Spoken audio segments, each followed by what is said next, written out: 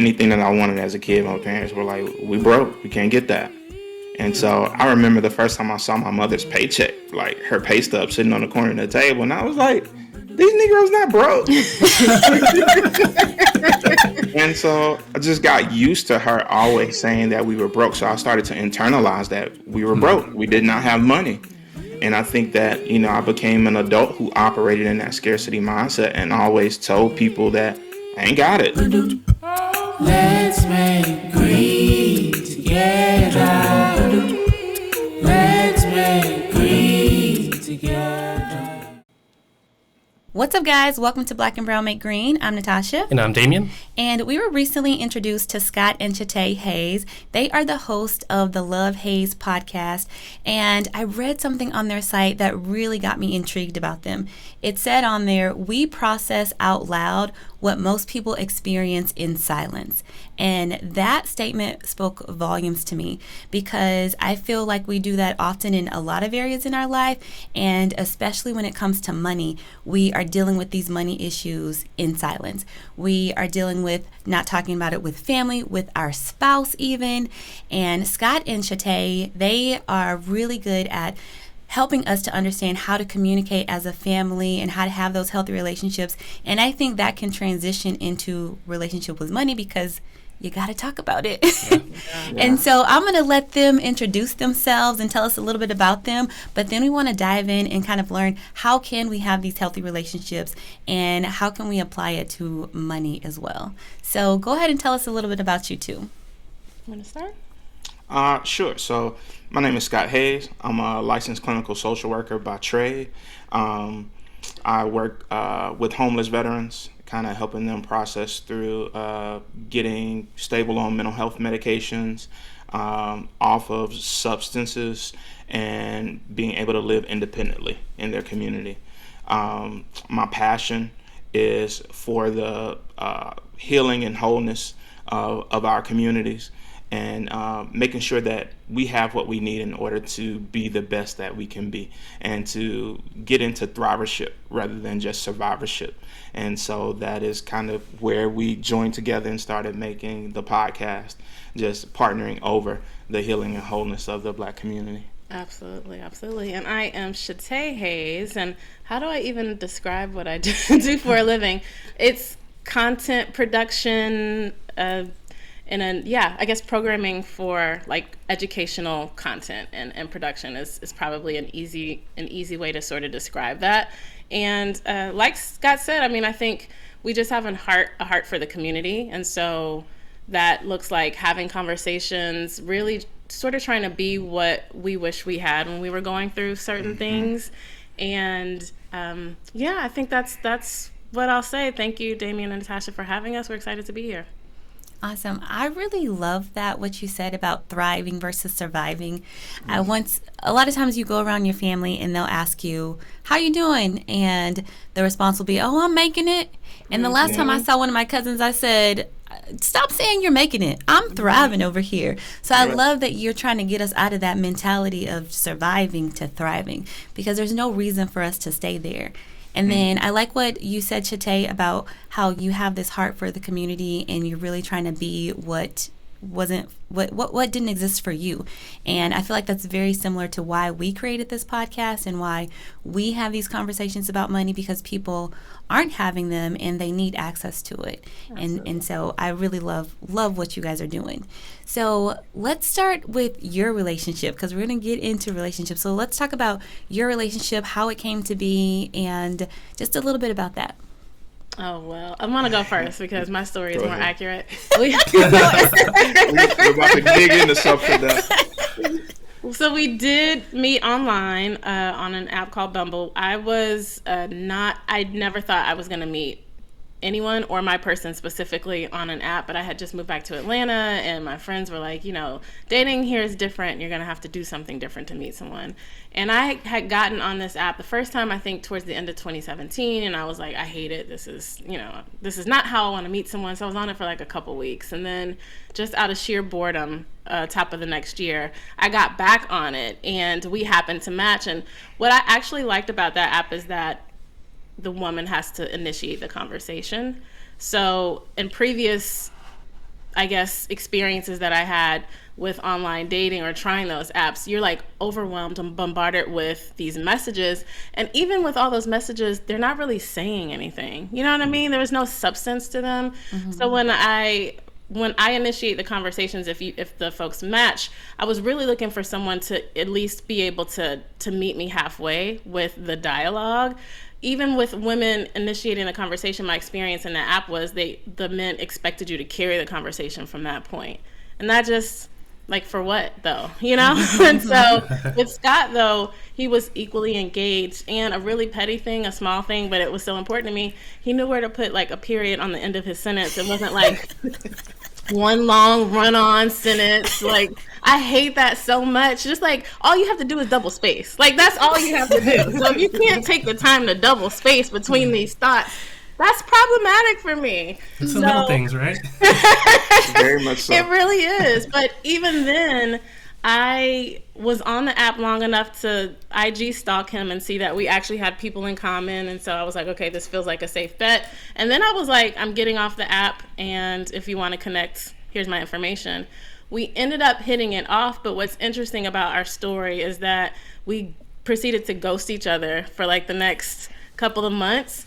And then I want to say maybe about, we were dating and ghosting and dating and ghosting. I want to say maybe about 5 months in, we got actually pretty, out of our own way. And then at that point, it just kind of felt like he had been there the whole time. Like, what was I doing before him is kind of what it felt like to me.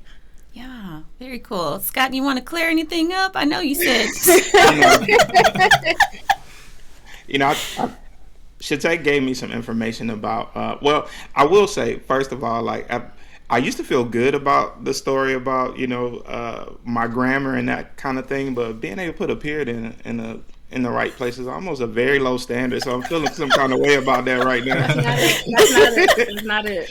But I think, for my part of the ghosting, I think that, my honest answer and what I've had to process with my therapist is that, like, Shaté set a standard for what she was willing to do in dating, what she wasn't willing to do, and just saying, this is how I date, this is what I do. And I had a whole bunch of bumblebees going on. So when I ghosted her, I really, understood that she had set this standard, and I left for a minute to go and shut down some other stuff and just leave those situations as respectfully as I could. And I wanted to make sure that when I came to her, I came correct.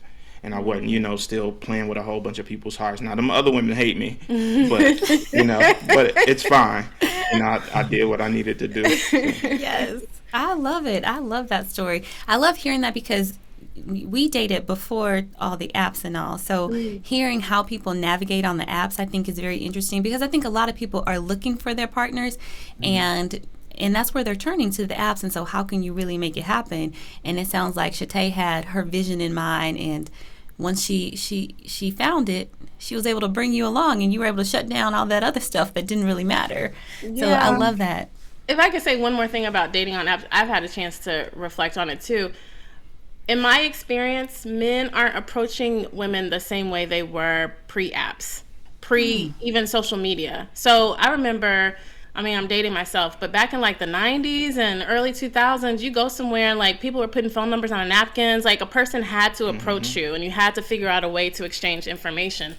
In my adult life, that was just not happening. Even if I was meeting someone in person, they would approach me like in a DM. I'm awful with DMs. So I'm just like missing messages, and like so the app is, I guess, more, I think, true to how folks are interacting these days. And then the other thing I would say that I've talked to a lot of friends as they've tried the apps is it's just like meeting people in person. Like, you're going to have hits and misses. I think some folks have this idea that when you get on an app, you're automatically going to find your person, and then that's it. And then when they have like a less than perfect experience, they're like, oh, apps suck, I'm not going to do it. And it's really just like, people are people regardless of where you meet them, Yeah. So. Awesome. Well, thank you for sharing that. And so let's fast forward a little bit. I don't know when the money conversation came in for your relationship, but tell us about your story when it comes to money and having that conversation as a couple. Yeah. So for me, I really came from a background of not having a lot of money, but more so always operating from a scarcity mindset.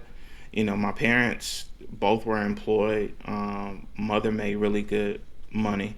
My dad made a little bit less than her, but used to coming up and anything that I wanted as a kid, my parents were like, we broke, we can't get that. And so I remember the first time I saw my mother's paycheck, like her pay stub sitting on the corner of the table, and I was like, these Negroes not broke. And so I just got used to her always saying that we were broke. So I started to internalize that we were broke. We did not have money. And I think that, I became an adult who operated in that scarcity mindset and always told people that I ain't got it, and I started to believe that I didn't have it. And even when I started making my own money, like I believed that you should be saving, because that's what my parents taught us, not investing, saving. What if something happens? What if, your car breaks down, or, and other people were like going on vacations and doing all that other kind of stuff. And we didn't do that when I was a kid. Like my parents were always saving their money. And we never talked about investing. We never talked about any of that. It was just like, we're going to tithe and we're going to save. And, just this whole scarcity kind of like, we don't have it.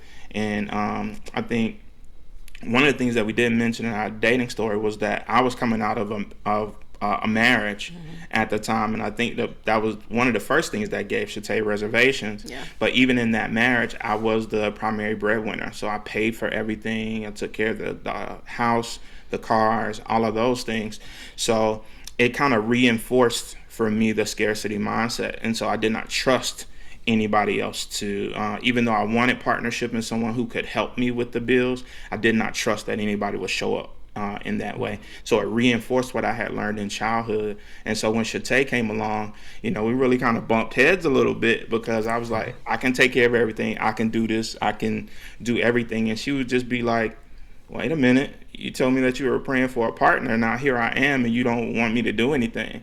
So that was the beginning of us trying to figure out how to work through our money situation. Yep. And, trying to get on the same page with it. Yeah, I would 1000% agree. I came to our relationship. I don't have the desire to be a kept woman. That's not who I am. I want someone who I can partner with, I can build with, who respects my thoughts. I do want coverage in like a traditional sense of the word. So I do believe that he is like the head of our household, and he covers us. And I also feel like I have like a stake in what's going on here. So that was definitely the beginning of it, just in terms of, okay, once we got married, I think the early conversations were, okay, how do we partner without this feeling like roommates? Like, how do we partner as a married couple? We did some thinking about like the models we saw growing up. And so for him, it was his parents. I saw a model in my parents who all of their finances were together. And then I think that caused a little bit of confusion sometimes. And then my grandparents, who had some things together and then some things apart, and their partnership just seemed to work really well. So for me, I was like, I think I want something like that. Like, I want us to have things together, but I want to have things apart. Because my grandmother always says to me, one is a whole number. That means I am a whole individual, he is a whole individual. Absolutely. And together we come together and make something. We're not completing each other. We are already complete. And so to me, the math made sense that way. Okay, if I'm a whole number, then it's okay for me to have my own coins and not hide it. You know what I mean? So there's not like I'm stashing this in case something happens. This is like, no, I made this money. If I want to buy, spend all my coins on Amazon, this portion of it, then, as long as it's not compromising, the well-being of our relationship. So that was part of it. And the other thing I definitely want to mention is the first time that we started talking about a financial advisor, and when she had to come, that's in our community, that's just like nobody's talking about it. That's unheard of. And it triggers all kinds of things. So when we had that first conversation and she's asking, how much you make and what's your 401k and how are you saving, and just like all in our business like that, that was tough for us. And I think we tried to approach it by both trying to be open to the experience and also trying to educate her at the same time and say, hey, like, none of our reaction is personal. You got to understand the history of our community. You got to understand, so I think we're still trying to find our way, honestly, in that regard, in terms of, because that person didn't quite work out for us. But we've got friends who we're trying to pick the conversation back up with now. Yeah. I love how y'all are both active participants in your money story. How you'll both have agency, and it sounds like y'all both lean on each other and help each other, right? Like to come to a better conclusion. When you're talking about the fear and like the triggering, that's something that was one of the things that we wanted to eliminate when we started our podcast, because it's true. You know, you mentioned the Black community, but it's also there in the Hispanic community. You know, these conversations are not had. So there's a lot of shame, there's a lot of fear, there's a lot of doubt, a lot of negativity around money, right? And it's one of the most important things, because you give like a third of your life away to go and work to make money. Yes. And then you can't talk about it with anybody. Like, what a mistake, you know? So I love that y'all are both actively, you know, participating in your stories and working through things. And I wanted to ask you, you said that you bumped heads a little bit, right, at the start. How do you get past differences of opinions? How do you get past that initial friction to come to a conclusion? We've known friends that have had a little bit of friction in making a decision. We've had a little bit of friction ourselves, you know, when we come to some decisions we have to make and our options that are at hand. How do you get past that? That's a really good question, Damien. And yes, I want to echo the +1 to the Hispanic community as well. Like, I think communities of color in general is something that we all kind of grapple with based on, you know, our experience here in America, I think. Do you want to go first? Yeah, I think for me, there are through lines for me with everything that we say when we talk about like the wellness of the community. And some of those stuck places, some of those traumas that we have, they like show up in all aspects of our lives, right? And so some of my traumas and stuck places are like that scarcity mindset. It existed within my emotions. It existed within my spirituality. It existed within my finances. And what I've come to the conclusion is that I cannot pray these prayers, right, of wanting to enlarge my territory and be planted in new soil and all these things, and then get into new soil and be like, I don't like it over here, all right, take me back, right? And what I understand is that the 3 hardest words for men to say, in my opinion, is I don't know. Yeah. And there are a lot of things that, you know, I just don't know, that I have to be open to be educated about. And, you know, that the centering part for me with the finances is that I prayed for this partnership. Now, I wanted a partnership, I thought, where, you know, my partner made, you know, maybe a little bit less than me, you know, but somewhere up there to where we could go in on things and, you know, be able to have a better life, because I didn't have that before. I never imagined a world where my partner would make more than me.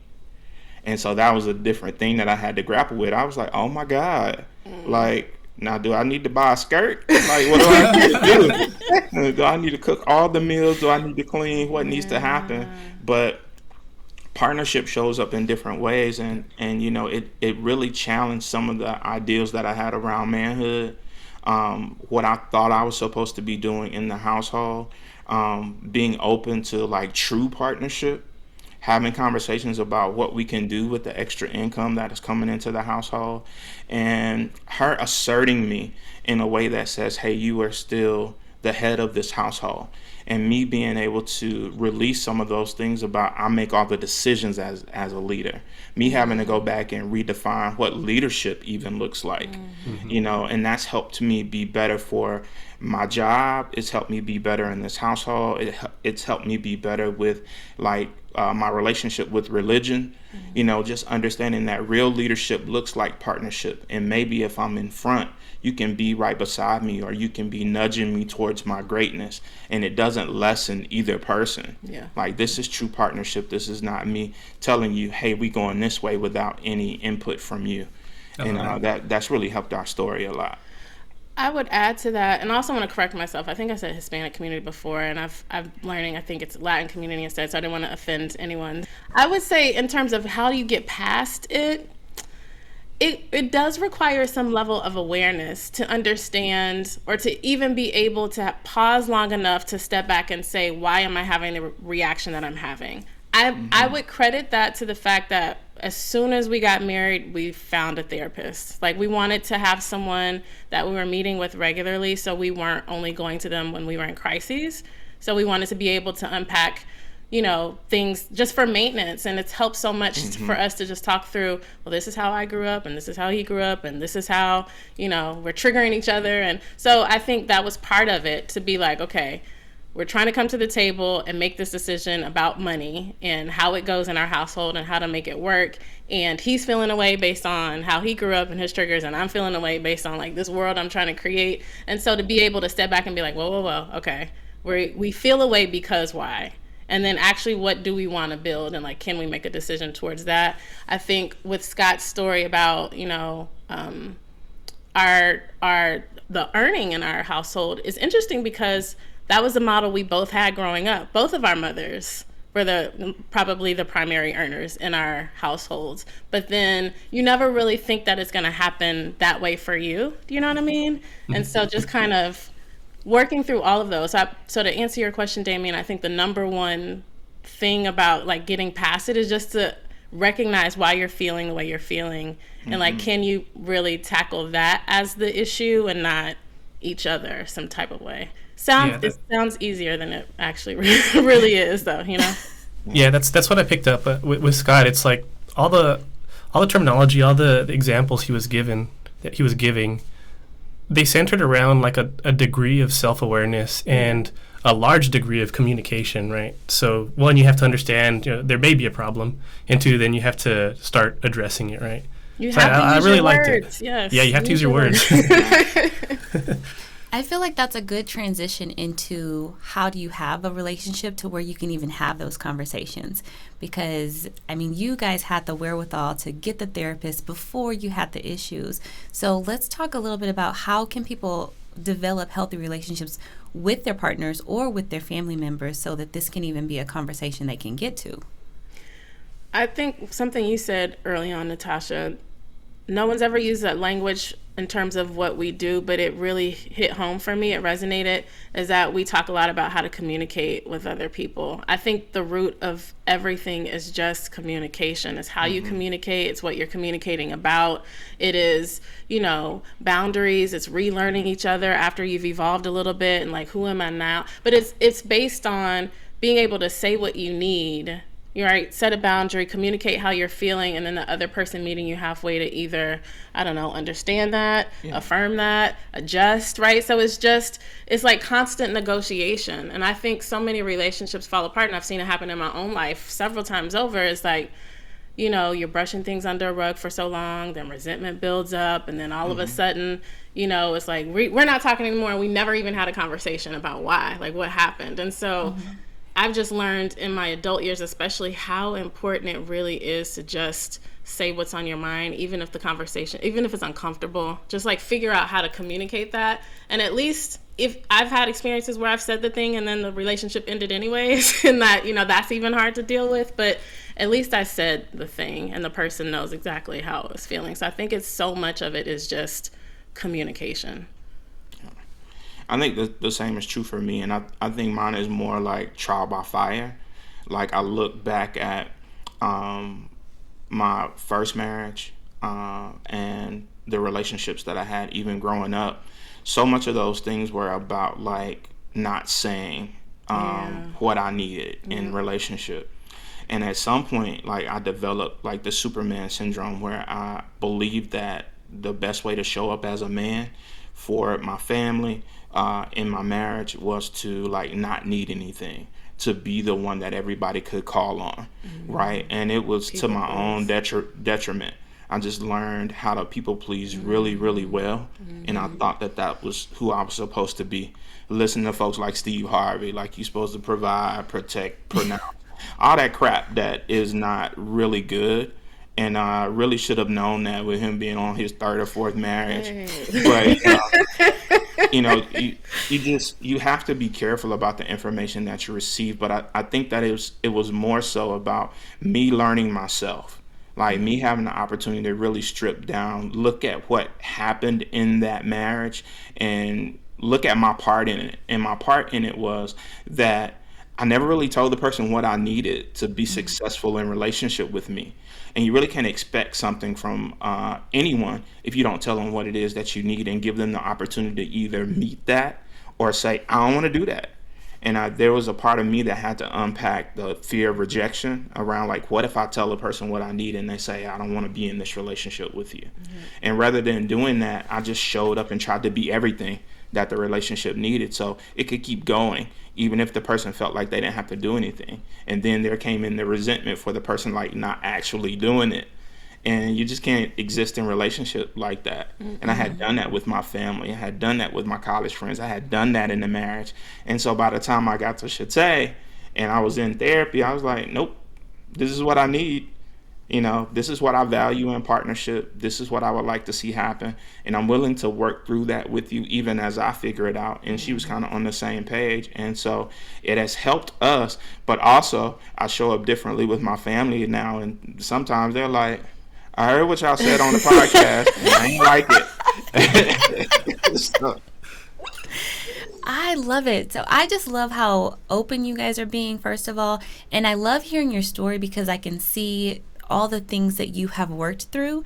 And there are 3 things that I'm really hearing of how to have these relationships so that you can communicate better and so that you can talk about money. And the first one is understand. And I'm hearing you say you need to understand yourself, first of all, so you know what you want, but then also you need to listen to understand your partner as well. Yep. And the second thing I'm hearing is express. You need to express yourself and your needs, and then also your partner needs to express their selves and their needs, or family member, whatever it is. And the third thing that I heard you say earlier was to affirm. And how Shaté affirmed you, even though she was the one making more money and it, you know, caused a little something in you, she affirmed who you were still and made you know, like, you're still just as good, even if one person makes more money. It doesn't matter who's making the money because we're a partnership and a team. And I loved how you reframed leadership earlier, too. And you said you had to redefine leadership, and you defined it as we can be walking beside each other. It doesn't mean that I have to be in the front. And I think what you guys are saying is what so many people need, and it's really a shift in the mental. It's a shift in how they're thinking about things versus a prescriptive do this and do that. It's really about changing your mentality and then working on your communication is what I'm hearing. Absolutely. That's really good. Spot on. Damien, did you have anything? No, I just wanted to say that I really appreciate y'all coming and being open. Scott, the things that you say make me want to be a better man. So thanks for expressing yourself in the way that you do and being open and honest to do it. I completely agree with what you said about being transparent and being... And it's hard for a man, right? Like, it's hard for us to go out and express our emotions and be vulnerable. But those are the kinds of things that get us further in life, you know, with the people that we want to bring with us. So I really appreciate your story. I just love talking to y'all. I really enjoyed it as well. And so I want you guys to share before we wrap up, because we're getting to the end of our time. Tell everyone, how can they reach you? Where can they find you? How can they keep up with you? Oh, man. I mean, I'm still reeling in the kind words Damien just said. And like, that was really just, appreciate that. That was just beautiful. Thank y'all for saying that. Well, you can find us on the lovehaze.co, and we're on social media everywhere at maybe not everywhere, Facebook, Instagram primarily, and YouTube as well, at the Love Haze. And the haze is Haze, like life is hazing you up, that kind of haze. Love it. Yeah. Love it. I can just imagine the conversations y'all have, because what we've heard here today has been so good for the both of us, and just how to be better as a partner and in a relationship, how to be better as a family member. So we really appreciate you guys. If you enjoyed this podcast episode, thank you for tuning in, and please check out Scott and Shaté's podcast, The Love Haze. And if you enjoyed this podcast, share it with a friend, join us for the next one, and let's make green together. Hey.